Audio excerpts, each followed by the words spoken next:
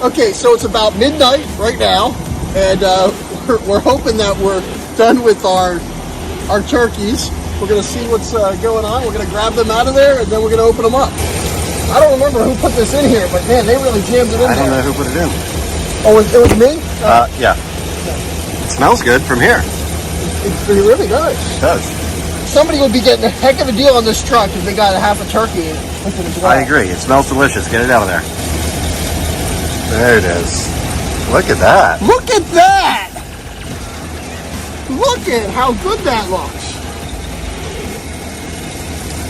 Unfortunately, that's only half of it. And I'm really not sure if we're going to be able to unstick the rest of it.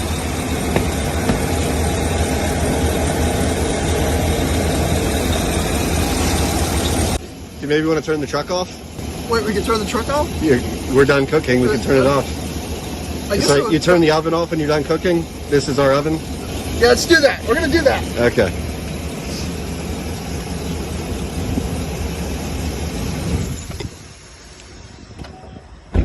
Also, apparently we had the heat on in the truck the whole day, all day.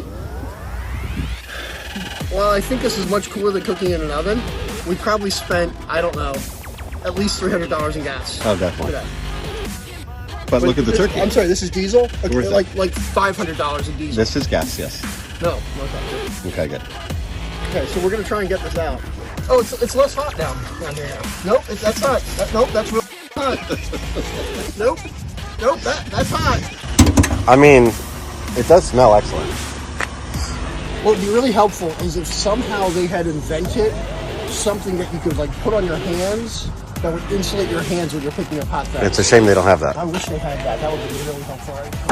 It's pretty warm in here, but this was much better placed here. Ooh, that's hot on that side.